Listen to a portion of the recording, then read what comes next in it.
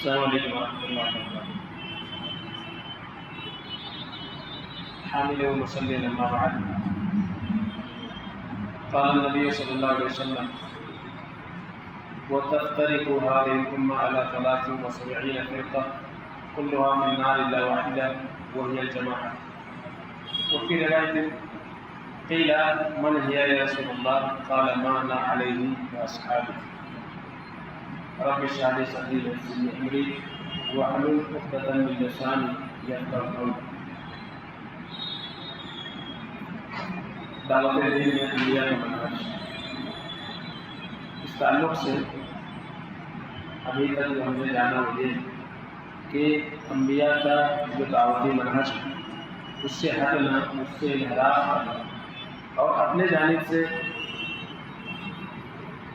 دین کے دعوت کے لیے کوئی نیا طریقہ اپنانا، یہ درست نہیں. اللہ کے رسول صلی اللہ علیہ وسلم نے ارشاد فرمایا کہ یوشک الامم ان تداعى علیکم کما تداعى الاکلۃ الی قصعتها. اللہ کے رسول صلی اللہ علیہ وسلم نے فرمایا کہ قریب ہے کہ قومیں تم پر حملے کے لیے ایک دوسرے کو اس طرح بلائیں گے جیسا کہ کھانا کھانے والوں کو دسترخوان کی طرف بلایا جاتا ہے. فقال قائل، سوال کرنے والے نے سوال کیا، پوچھا ومن قلة نحن يومئذ، کہ اللہ کے رسول صلی اللہ علیہ وسلم کیا اس دن ہماری تعداد کم ہوگی، ہم اقلیت میں ہوں گے؟ آپ صلی اللہ علیہ وسلم نے فرمایا بل انتم یومئذ کثیر، نہیں بلکہ تمہاری تعداد بہت زیادہ ہوگی، تم اکثریت میں رہو. وَلَكِنَّكُمْ غُثَاءٌ كَغُثَاءِ السَّيْلِ، لیکن تمہاری یہ کثرت تعداد سیلابی ریلے کے میں آنے والے خش و خاشاک کے مانند ہوگی، یعنی تمہاری حرکت ختم ہوگی. وَلَيَنزِعَنَّ اللَّهُ مِن صُدُورِ عَدُوِّكُمْ الْمَهَابَةَ مِنْكُمْ. اس کی وجہ میں اللہ کے نبی صلی اللہ علیہ وسلم نے بتا دی کہ اللہ تعالیٰ تمہارے دشمنوں کے دلوں سے تمہارا خوف ختم کر دے.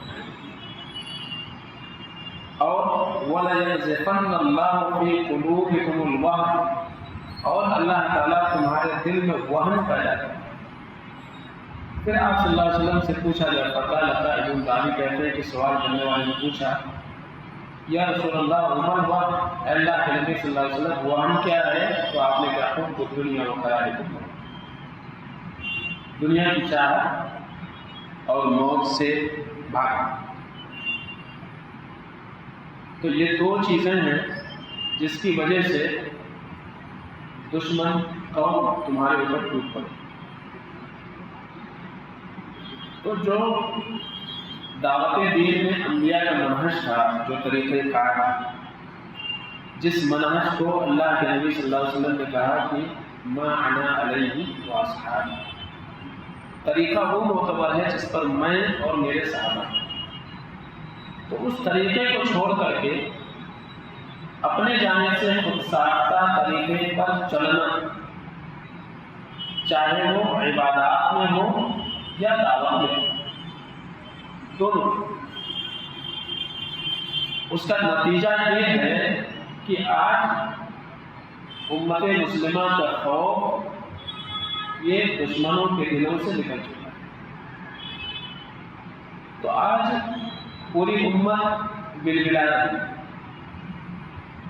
اور ہر کوئی اپنے اعتبار سے یہ کوشش کر رہا ہے کہ جو کچھ آج امت مسلمہ کے ساتھ ہو رہا ہے اس کا حل کیا ہے، اس سے کیسے بچائیں. ظاہر سی بات ہے بچاؤ کا وہی طریقہ کامیاب ہوگا جو اللہ اس کے رسول نے بتایا. اپنے اعتبار سے امت کو نہ تو سربلندی کی راہ پر لایا جا سکتا ہے اور نہ ہی ذلت سے ان کو بچایا جا سکتا ہے. اس کے لیے چاہے کتنی بھی کوششیں آدمی کر لے، اگر وہ انبیاء کے منہج اور ان کے طریقہ کار سے ہٹ کر کے کوئی راستہ ہے تو امت کی ذلت اور امت کی رسوائی یہ ختم نہیں، چاہے اس کا کتنا ہی خوشنما نام نہ دے دیا جائے اور اس کو کتنے ہی مزین طریقے سے پیش کرنے کی کوشش نہ کی، کامیاب نہیں ہو سکتی۔ تو مسلمانوں کی عزت و عظمت کی بحالی اور خاص طور سے انہیں ذلت سے نکالنے کے لیے بہت سارے مفکرین نے اپنے اپنے اعتبار سے لائے عمل تیاریاں لانے کی۔ اب ظاہر سی بات ہے، آپ دیکھیں گے کہ ایک جناب وہ کہ جس نے امت کو ذلت سے نکالنے کے لیے وہ طریقہ اختیار کیا جو طریقہ اللہ اس کا رسول کا ہے، جس کو ما انا علیہ واصحابی سے تعبیر ہے، یعنی اپنے عقائد، اپنے عبادات اور اپنے دعوت میں سلف صالحین کے طریقے کو ہی اپناتے ہیں اور اسی راستے پر چلنے کی کوشش کرتے ہیں۔ یہی حق ہے اور یہی طریقہ کامیاب ہے۔ تو ایک گروہ وہ ہے جن کو ہم سلفی کہہ لیں، اہل حدیث کہہ لیں، کہ وہ اپنے عقائد میں، عبادات میں، بلکہ پوری شریعت میں ہمیشہ اس بات کی کوشش کرتے ہیں کہ طریقہ وہ اپنائیں جو طریقہ انبیاء کا، صحابہ کا، اور جس طریقے پر اللہ کے نبی صلی اللہ علیہ وسلم چھوڑ کر کے امت کو گئے۔ اس کے مقابل ایک جماعت وہ ہے جس نے امت کے اصلاح کے نام پر پوری امت کو فضائل سے جوڑ دیا۔ عقیدے میں کتنی بھی خرابیاں رہنے کو عقیدے کے تعلق سے گفتگو نہیں کی جاتی، بات نہیں کی جاتی، اس کے تعلق سے کوئی محنت نہیں کی جاتی۔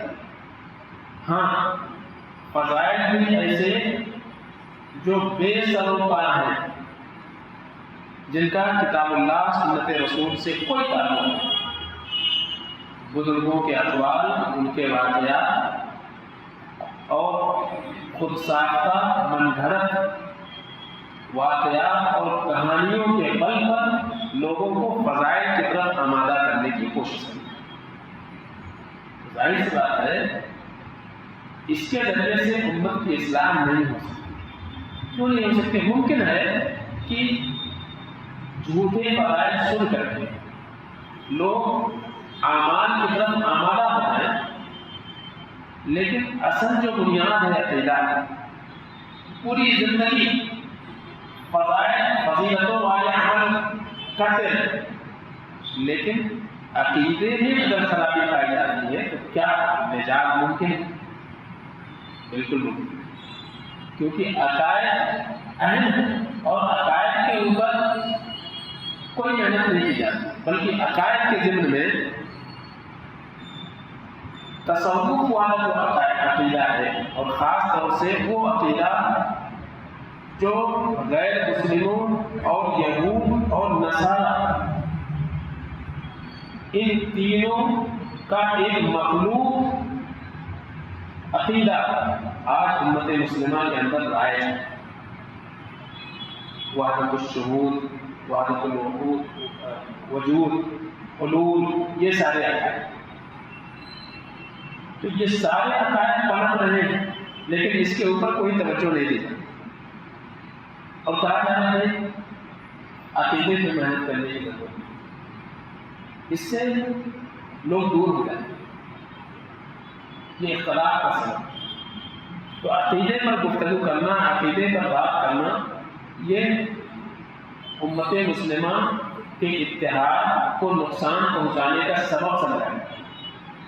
تو اس لیے عقیدے پر بات مت کرو، لوگوں کو فضائل سے،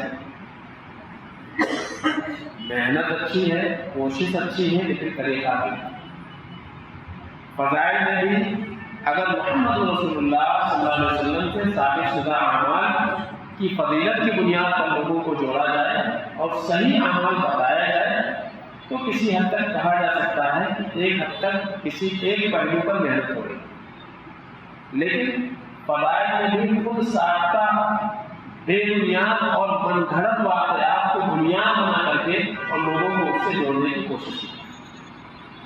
تو ایک گروہ تو یہ ہے جو امت کے اصلاح کے نام پر یہ سارا کام ہے، اسی طرح سے ایک گروہ وہ ہے جس نے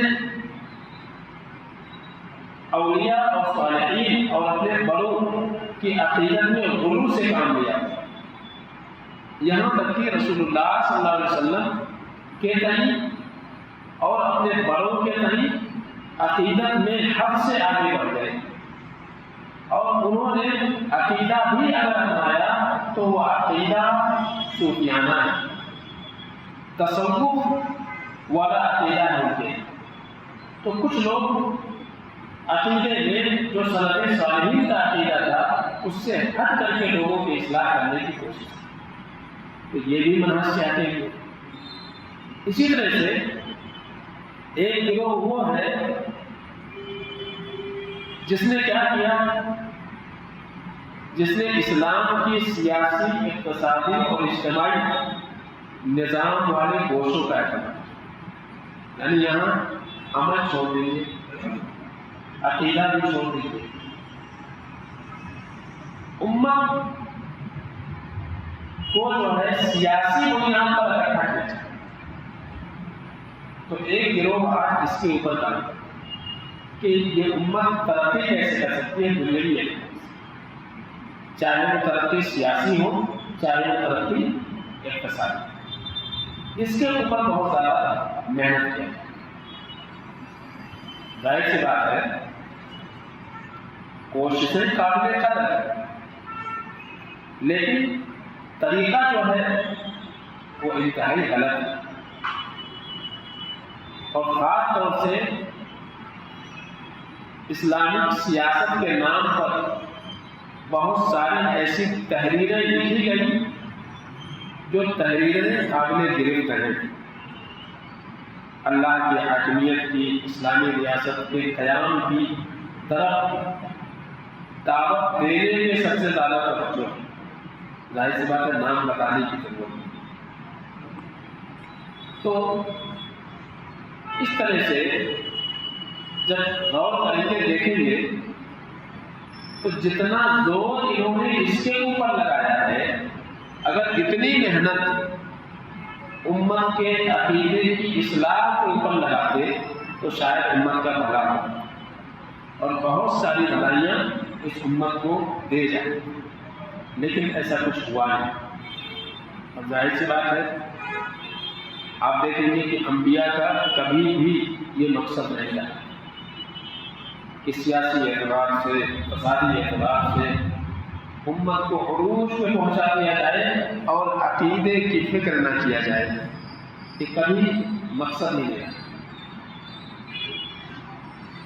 تو اس میں خاص طور سے بہت سارے گروہ ہیں، اس سے قطع نظر سب سے زیادہ خطرناک نوجوانوں کے لیے خاص طور سے جو گروہ ہے جو امت کی اصلاح کے نام پر کام کر رہا ہے اور جو اپنا ایک فکر اور منہج نوجوانوں میں پھیلانے کی کوشش کر رہا ہے، اس منہج سے واقفیت بہت زیادہ ضروری ہے۔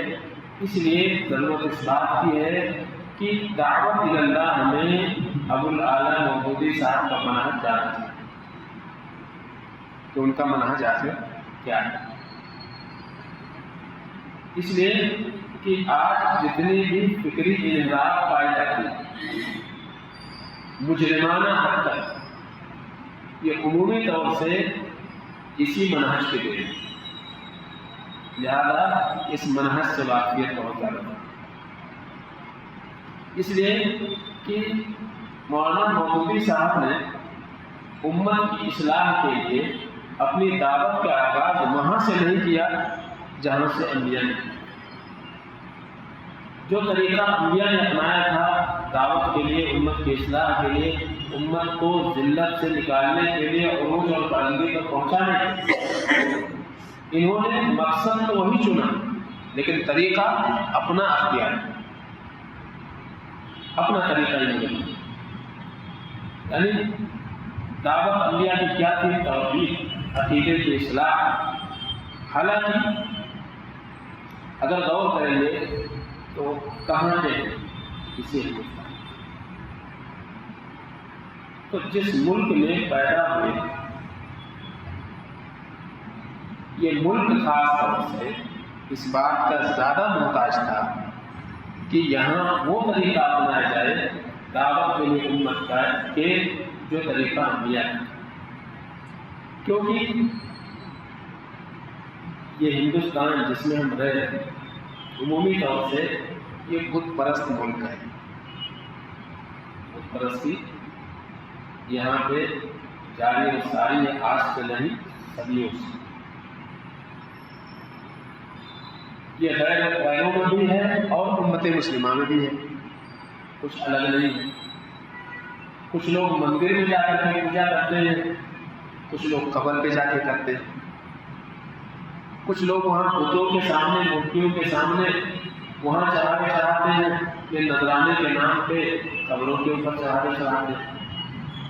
تو بہت کچھ الگ نہیں ہے.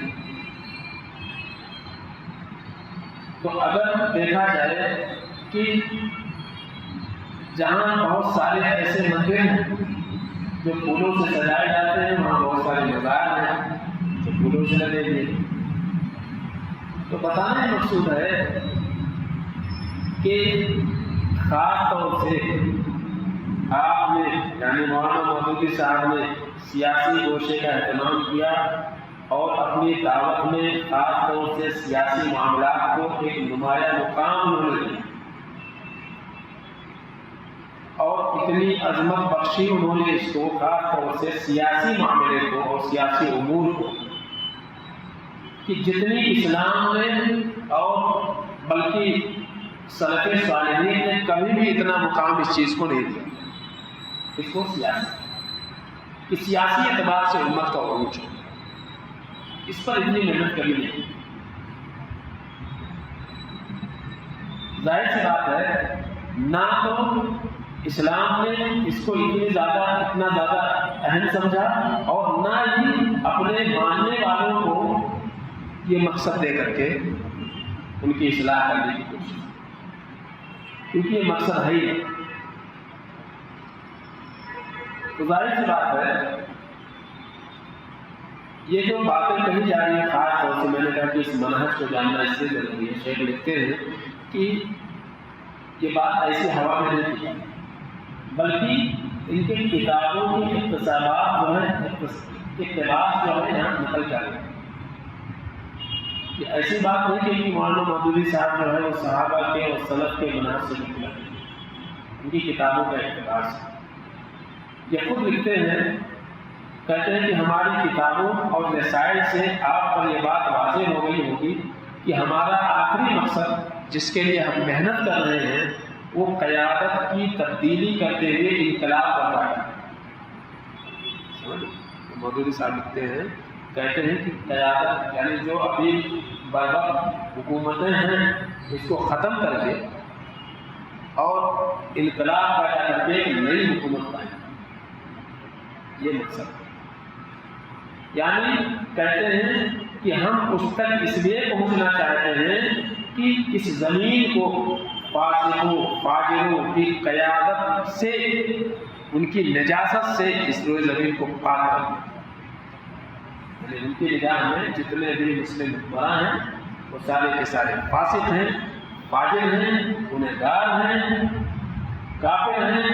ان کو ہٹا کر کے اور دوسرا حکمران لا کر کے بٹھائیں گے اس مقصد کے لیے اور اس مقصد اور اسی مشن کو لے کر کے. یہ اپنا خود ہی لکھتے ہیں اور کہتے ہیں کہ اس میں ہمارا مقصد یہ ہے کہ نیک صالح قیادت کا نظام ہم خلفائے راشدین کے منہج پر قائم کریں. کیسے کریں گے؟ خلفائے راشدین کے منہج. کن کو بٹھائیں گے؟ کہاں سے آئیں گے؟ خلفائے راشدین والی سیرت والے افراد کو کہاں سے لائیں؟ کیونکہ اب سارے کے سارے تو فاسق و فاجر ہیں، کافر ہیں، سب کے سب نجس ہیں. ان کو ہٹائیں گے اور نظام وہ لائیں گے جو خلافت راشدہ والے ہیں. تو خلیفہ بھی تو کم سے کم خلیفہ راشد والا ہونا چاہیے. کس کو ارے بٹھانے کے لیے سب سے پہلے تربیت کی ضرورت ہوتی ہے، سب سے پہلے تربیت کی ضرورت ہوتی ہے.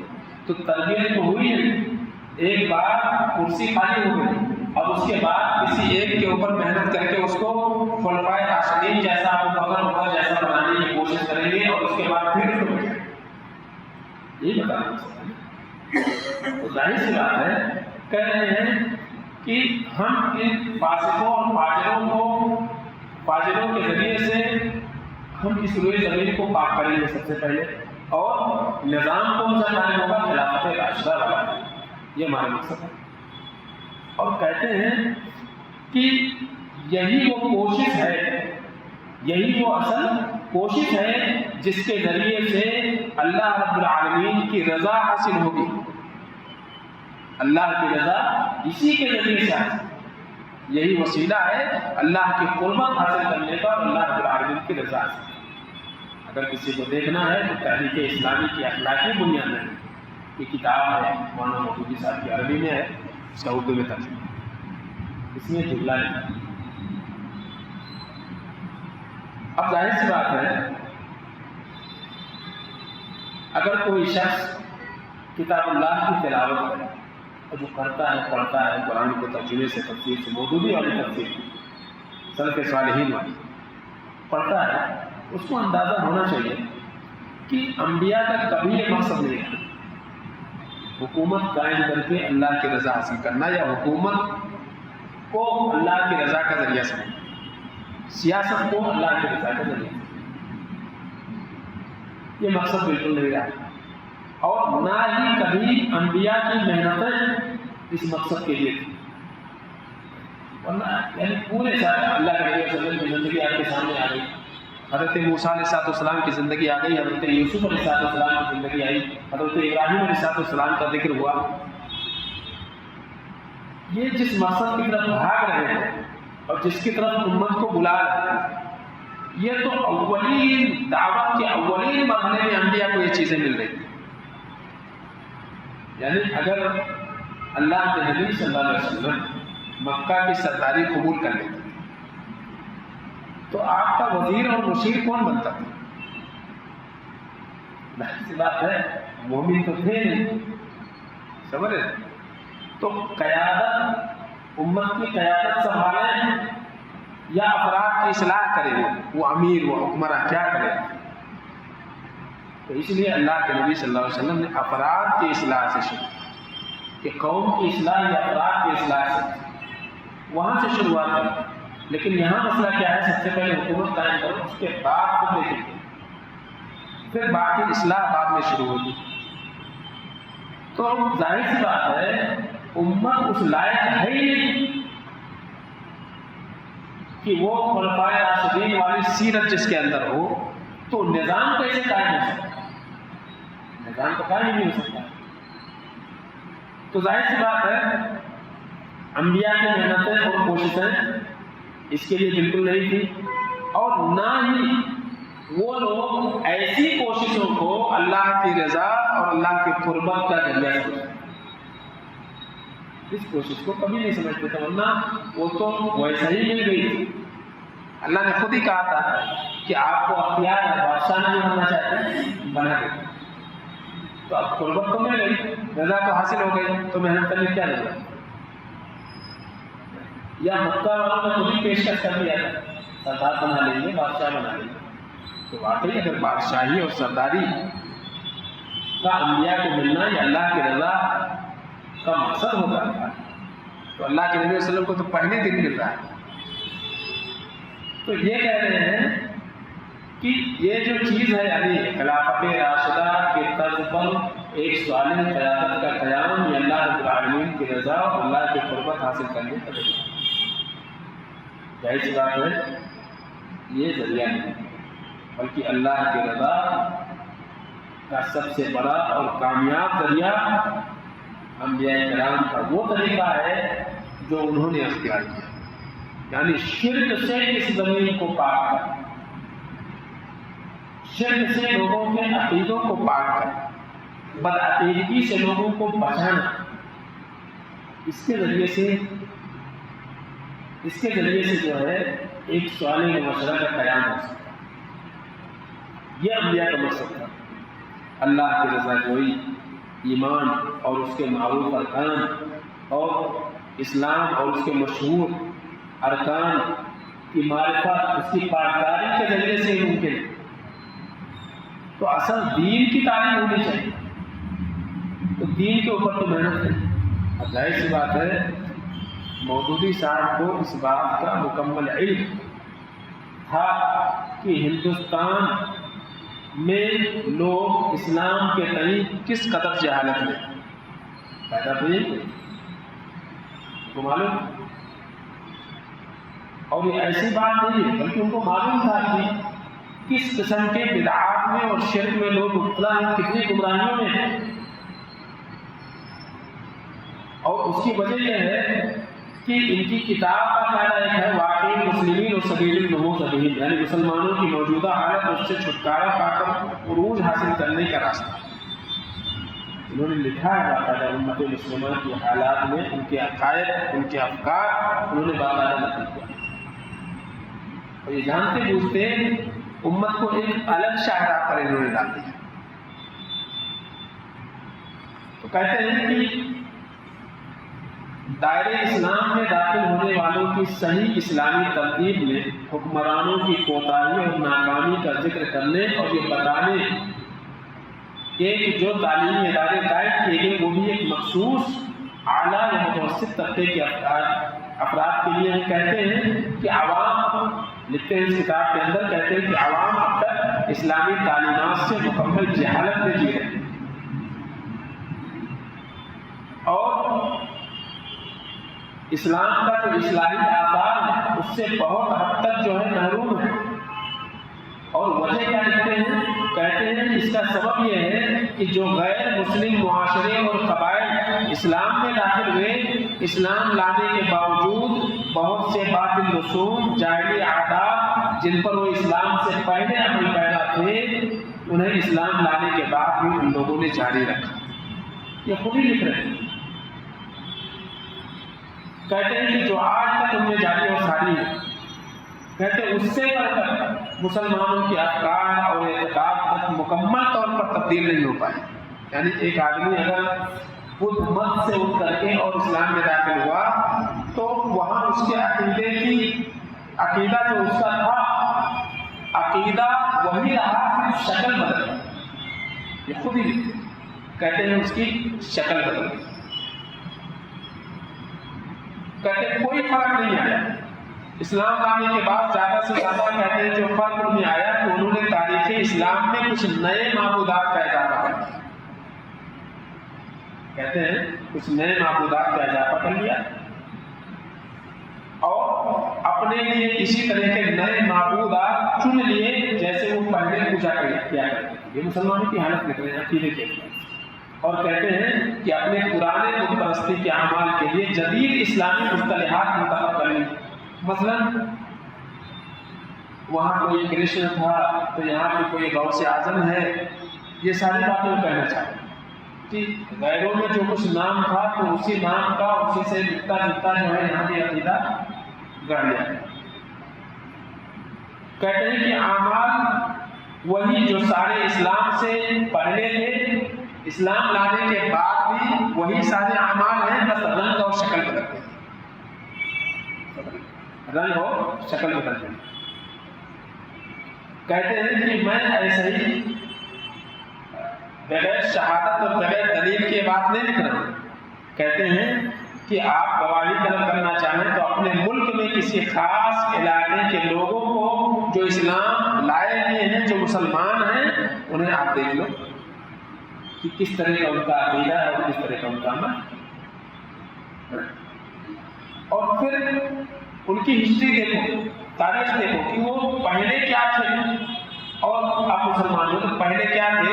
تو جس دین پر پہلے تھے اور جن جن چیزوں کی پوجا کر رہے تھے اور جیسے جیسے ان کے اعمال تھے، بس اسلام میں آنے کے بعد عقیدہ وہی ہے اور اعمال بھی وہی ہے، بس رنگ بدل گیا کہ ہو گئے وہ کفر کی حالت میں وہی عمل کرتے تھے، اب اسلام کی حالت میں وہی عمل کرتے ہیں۔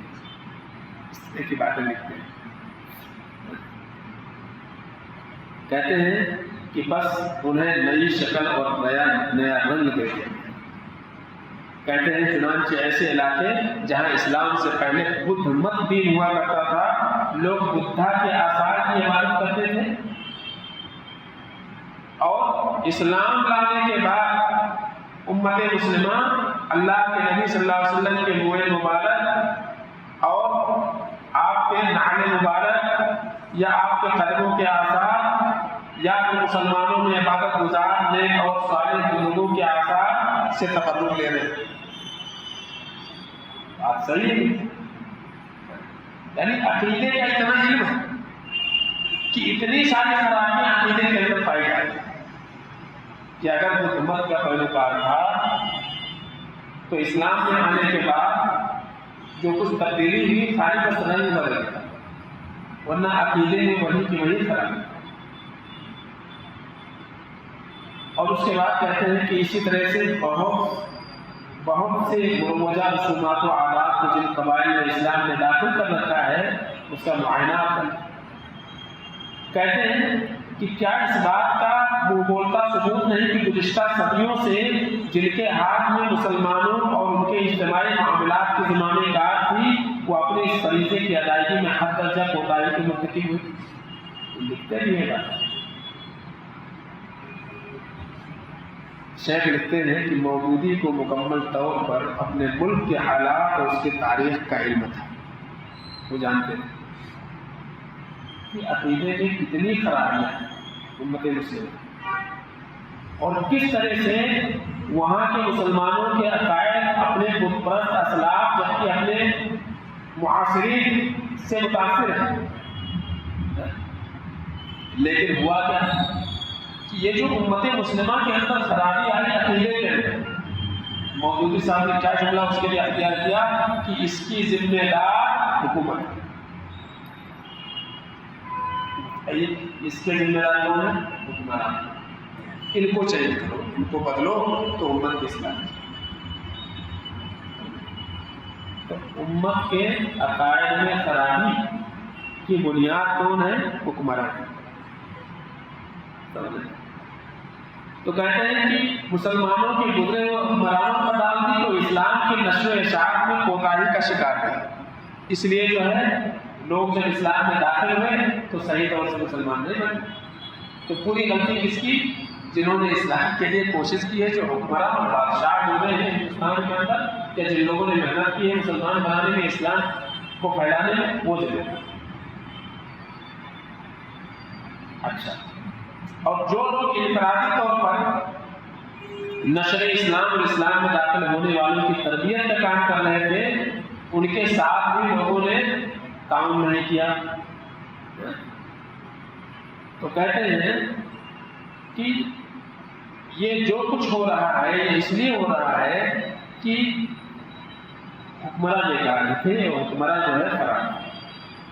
لہذا مسئلہ یہ ہے کہ اب ہم کو سب سے پہلے کیا کرنا ہے؟ ان قائد اور ان حکمرانوں کو تبدیل کرنا۔ اب سوال یہ ہے کہ کن لوگوں کے ساتھ مل کر کے خلافت راشدہ کا قیام ہوگا؟ کن لوگوں کے ساتھ؟ اب حال یہ ہے کہ ایک بنا لیا گیا کہ بھائی ہم کو کیا کرنا ہے، ان حکمرانوں کو ہٹانا ہے، نیا حکمران۔ تو اس کے لیے کیا کرنا پڑے گا؟ تو انہوں نے اپنی جماعت اور تنظیم کے دروازے ہر ایک کے لیے کھول دیے۔ اب چاہے جمعیت العلماء بولو یا جو بھی مختلف نام ہے ابھی بر وقت مختلف قسم کے، ہر دن ایک نئی تنظیم بازار میں اتری۔ اس کے بعد انہوں نے ہر ایک کے لیے کھول دیے، سب کے لیے دروازہ کھلا ہوا ہے، چاہے وہ قبر پرست بریلوی ہو یا اسی طرح سے رافضی ہو یا دیوبندی ہو یا تبلیغی ہو یا قادیانی ہو، سب کے لیے دروازہ کھلا، سب کے لیے دروازہ کھلا۔ انہوں نے کیا کیا کہ صحت مند اچھا اہل حدیث اور سلفی بھی اسی میں آئے، ان کے لیے بھی دروازہ کھلا، ان کے لیے بھی دروازہ کھلا ہوا ہے۔ اور باقاعدہ یہ لوگ جو ہے ایک اخبار ہے جن میں محمود الشام جو جماعت اسلامی کے نائب امیر تھے، ان کا ایک انٹرویو لیا گیا. ان کے الفاظ یہ تھے کہ ہم سے پوچھا گیا کہ آپ کو ان لوگوں کے بارے میں کیا رائے ہے جو مذہبی بنیادوں پر جماعت اسلامی سے تعارض کر رہے ہیں. تو پروفیسر غفور احمد کہتے ہیں کہ یہ بات بالکل درست ہے کہ مذہبی جماعتیں بہت سے امور میں ہم سے تعارض برتتی ہیں، بلکہ دیکھنے میں آیا ہے کہ وہ ہمیں مسلمان تک نہیں سمجھتی. لیکن ان دینی جماعتوں کو چاہیے کہ وہ دینی اختلافات اور تفرقات کا سبب نہ بنائیں. کیا مطلب عقیدے کی بات نہ کریں، عقیدے پر بات نہ کریں. ایسی چیزیں جو اختلافی ہیں، عقیدہ عمل جو کتاب و سنت کے مطابق ہونی چاہیے اس پر گفتگو کریں، اس کو تفرقے کا سبب نہ بنائیں. ہمارے موجودہ حالات ایسے ہیں کہ اختلافات مساجد تک میں جنگ و جدل اور مخاصمت تک پہنچ چکی ہیں. کیا مسجدیں الگ ہو گئی؟ کس بنیاد پر؟ عبادتوں میں اختلاف اور عقیدوں میں اختلاف کی وجہ سے. تو کہتے ہیں محض عقیدے کی بنیاد پر. حالانکہ جہاں تک جماعت اسلامی کے عقیدے کا تعلق ہے تو کہتے ہیں کہ اس میں ہر فرقے کے افراد موجود ہیں کہ بھائی ہمارے پاس ہر عقیدہ چلتا ہے، کوئی بھی آئے ہمارا. کہتے ہیں کہ چاہے اہل حدیث ہو، دیوبندی ہو، بریلوی ہو، شیعہ ہو، اور خود کہتے ہیں کہ میں بریلوی عقیدے سے تعلق رکھتا ہوں. میں کیا ہوں؟ جماعت اسلامی کے نائب امیر. میں جو ہے بریلوی عقیدے سے تعلق رکھتا ہوں. کسی شخص کا بریلوی ہونا اسے جماعت اسلامی میں شمولیت سے ہرگز بھی مانے نہیں. اب کیا مقصد لے کر کے اور کیا مقصد سے جو ہے جماعت کرتے ہیں؟ ظاہر سی بات ہے کہ اتنے سارے بیماروں کو لے کر اور کہتے ہیں چند صحت مند بھی سلفی کے ہمارے ساتھ آ جائیں، اہل حدیث کے ہمارے ساتھ آ جائیں. تو ظاہر سی بات ہے کیا ہوگا، کون سا مقصد لے کر کے جیے؟ کیا انبیاء کا یہی مقصد تھا؟ یعنی اسلام آیا تھا اس لیے کہ یہود بھی آ جائیں ہمارے ساتھ، نصارہ بھی ہمارے ساتھ آ جائیں، مجوسی بھی ہمارے ساتھ آ جائیں. کرنا کیا تھا سب کو لے کر؟ اللہ کے نبی صلی اللہ علیہ وسلم ابتدا میں گئے تو خانہ جنگی کی وجہ سے آپ نے یہود و نصارہ سے معاہدہ کر دیا کہ بھائی ہم آپس میں لے لیں، تم تمہارے دین پر آزاد رہو، ہم ہمارے دین پر رہیں گے، ہم جو ہے اسلام کی تبلیغ کریں. لیکن بعد میں جب اللہ نے قوت بخشی تھی اللہ کے نبی صلی اللہ علیہ وسلم ان سے وہ معاہدہ کیا. تو دینی اعتبار سے کوئی مخالفت نہیں تھی. اب ظاہر سی بات ہے جو جماعت ایسی ہو اور جس کا مقصد حکومت کا قیام ہو، ظاہر سی بات ہے کہ اس سے کیا توقع کی جا سکتی ہے؟ امت کی اصلاح ہوگی یا پھر یہ زمین مزید فساد کا شکار ہوگی. سمجھ کہ زمین کو فساد سے پاک کر کے ایک صالح امامت راشدہ کا نظام قائم کریں گے، یہ کامیابی مل جائے گی. صدیوں سے سالوں سے کوشش ہوا ایسا کچھ. ظاہر سی بات ہے